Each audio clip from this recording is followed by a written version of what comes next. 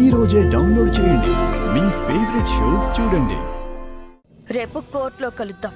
బంధాన్ని తెంచుకోవాలని నువ్వనుకుంటుంటే కలిసి బ్రతకాలని నేననుకుంటున్నాను. నేననుకోవట్లేదు.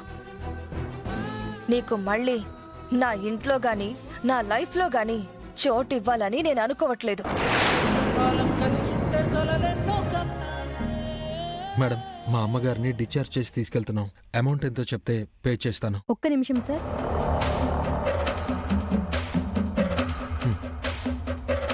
అయ్యో సారీ అండి. ఈ ఫోటో ఇక్కడుందేంటి? ఇతనికి 8 సంవత్సరాల క్రితం యాక్సిడెంట్ అయితే కోమాలోనే ఉన్నాడు. అంటే మావయ్య ఇన్ని రోజులుగా కోమాలో ఉన్నాడా? అందుకే రాలేకపోయాడా? మరిప్పుడు ఎక్కడున్నట్టు? మేడం, ఆ ఫోటో నేను తీసుకోవచ్చా?